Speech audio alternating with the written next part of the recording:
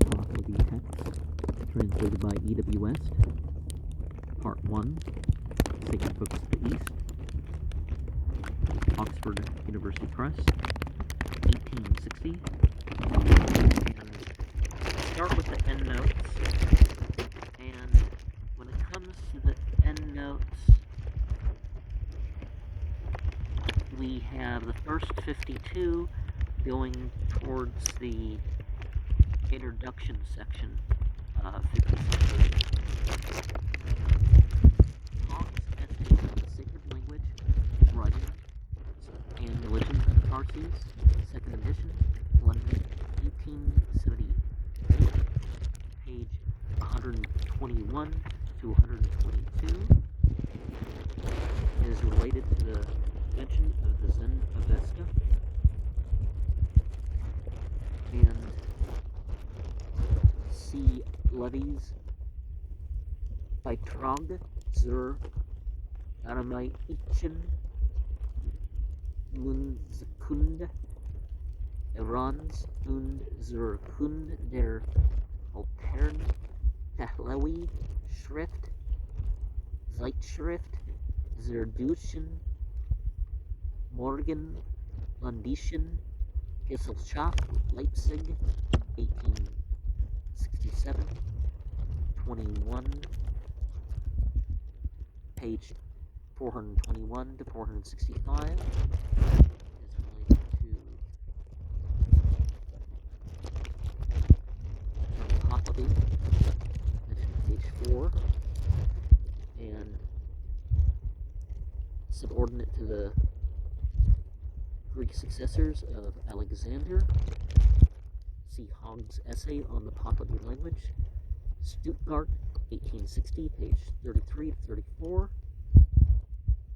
And see Castelli's Lexicon, Heglaten, Ars Altera, London, 1865. Regards to on page 6, talking about the Persian dictionary, and so stated in the inscription, but Pahlavi manuscripts call him son of Pak's daughter and of Sasan. See the Bundahis 31:30 in reference to. So Shatar, son of Papak,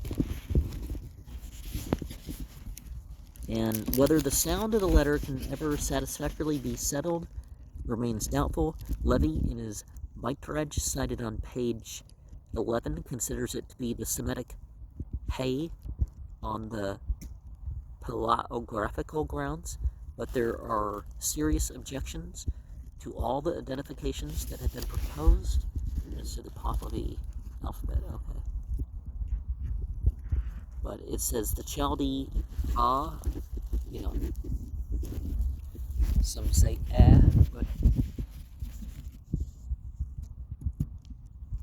but they do have a hey, so that's, hence the confusion.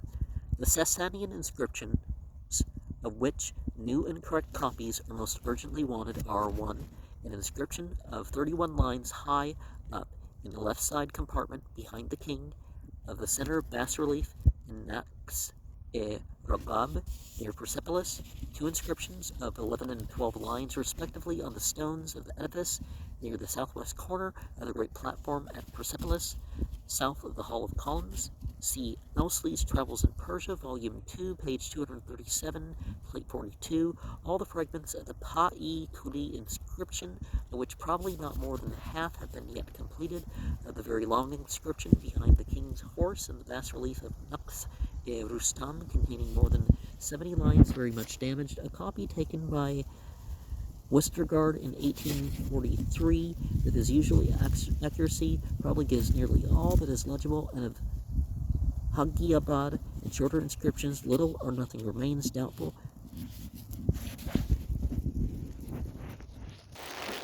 13 mentions the Zand Akas, knowing the tradition treatise. When this work forms part of a collection of Pahlavi texts The whole manuscript is sometimes called the Great Bundahis. There also exists a Sadar Bundahis, or Bundahis, of 100 chapters, which is a comparatively modern compilation detailing the chief customs and religious laws of the Parsis in 100 sections. And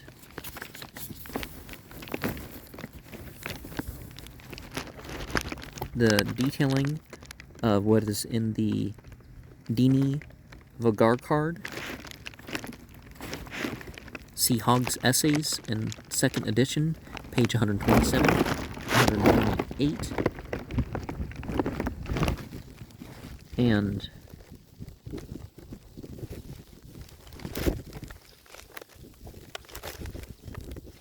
the work on the Zend-Avesta in 1771, Zend-Avesta, Avraj de Zoroaster, and so on, par Anquetil du Perron, Paris, 1771, tome 2nd, page 343 to 422, Boon de Hesch, page 14, Boon de Hesch, Liber Pahlavi e Vetusquissimo Codic Heniensi Descripsit duas inscriptions regis sepores primi ejected en el Westergaard Hefni A 1851, and that's in reference to the published in the Zoroastrian Studies in 1863.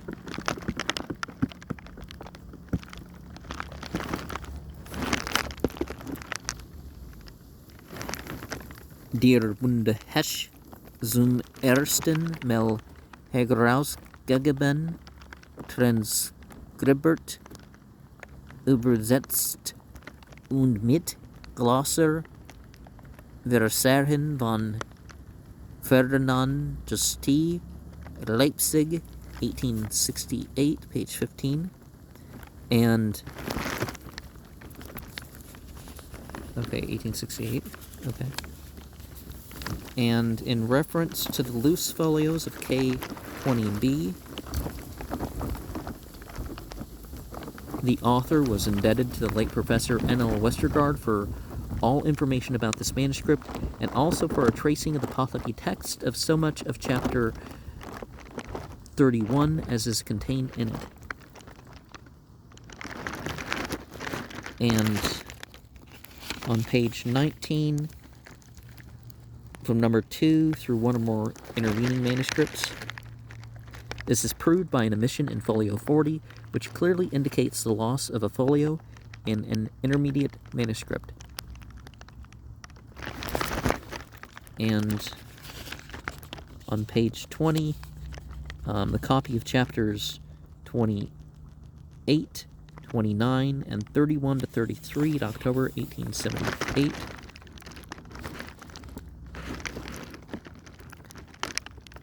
He's indebted to Mr. Khurshedji Rustamji Kama of Bombay, who is well known for the interest he takes in all matters relating to the ancient customs and history of his fellow countrymen, for obtaining this information, and to the owner of the manuscript for his liberality in supplying me with all the details and extracts mentioned in the text, page 20.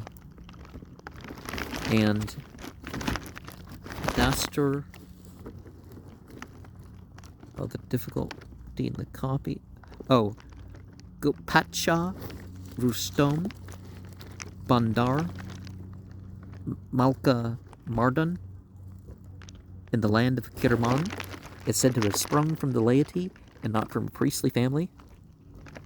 The vowels A and O, or U, are often interchangeable in Pahlavi manuscripts from Persia, probably owing to peculiarities of dialect, and the very broad sound of the Persian A, like the English A in call. English words in italics are additions to complete the sense.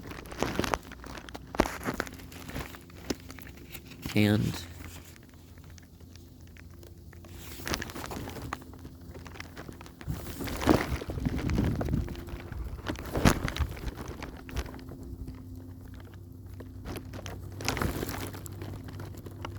literally reading immortal soul, a term implied generally that the person is dead, but it seems to have been applied to King Khusro Noshirvan during his lifetime.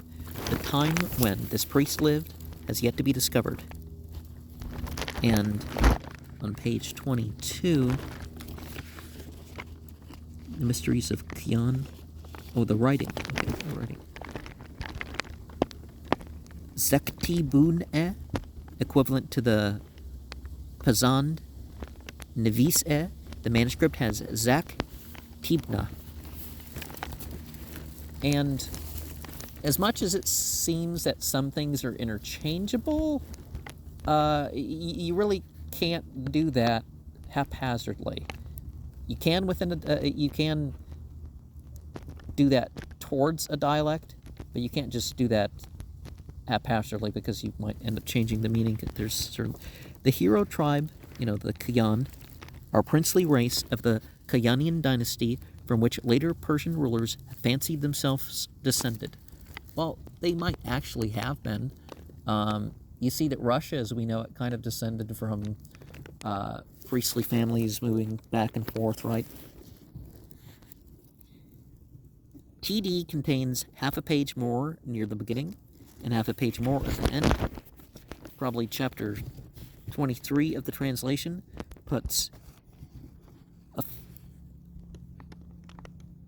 forms a put either of this chapter or of the next, and the word is doubtful.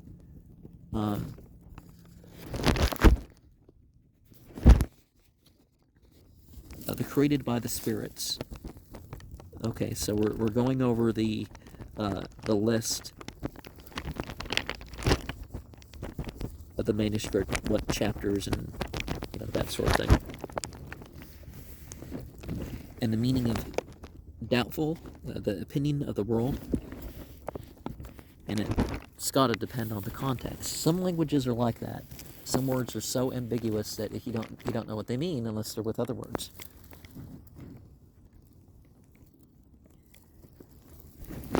And the chapter about the residents of the Kayans begins with the translation of the first Fargard of the Vendidad and concludes with the account of the buildings erected by various kings. Remember the Vendidad and some stuff. They may preserve some stuff from earlier, but it's in generally a conservative text about, the conclusions of the priesthood. And then the calamities of the various millenniums contains an account of the kings reigning in the various millenniums and concluding with prophecies similar to those in the Bahmanyast. So it's an interpretation of later times than the Bahmanyast would have been by any stretch. He writes the name Zad Sparham, and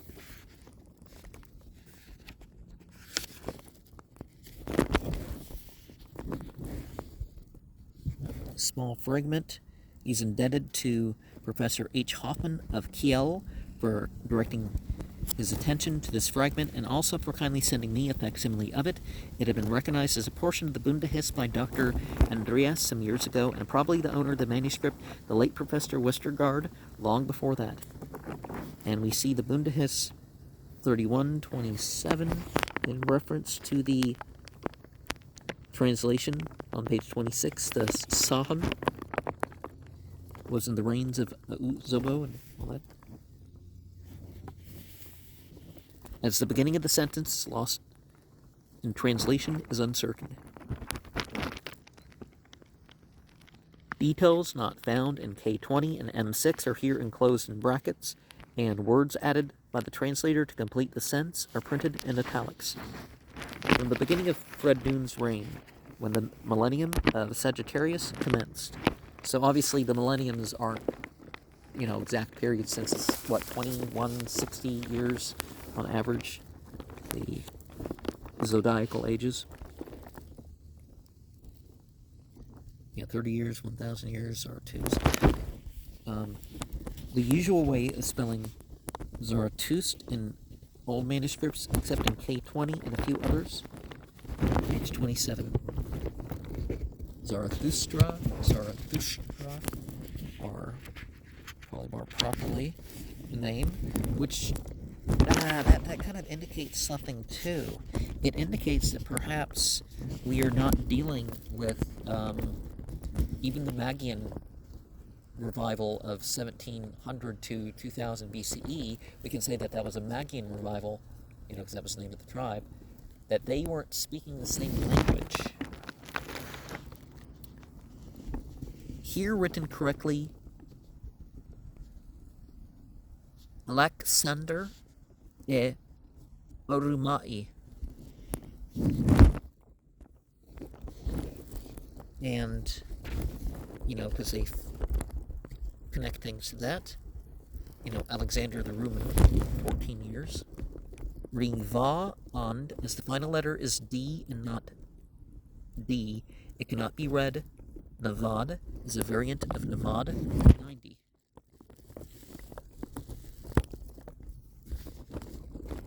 $200 and so many years. The Arabs obtained place.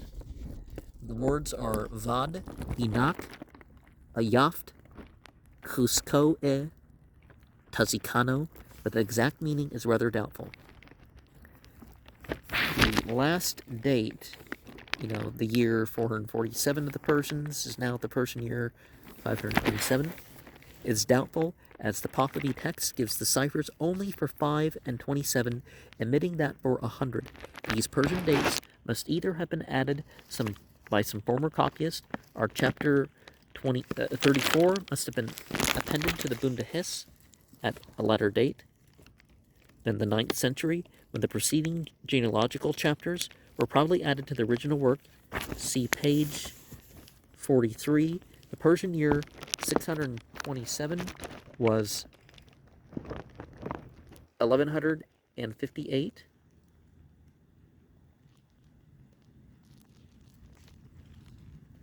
It is quite possible that Menuskihar was also the reviser of the Bunda Hiss. See the note on Dadaki e Asho Vahisto in chapter 33, verse 10. Bunda Hiss Kitab e Anne Dune Ane Awalthe Te Akher Sude Tada Esne Sahruat Ne Hakikat Begavar Sudha Rene Kapawanar Peshtutan bin Rustam Mumbai 1877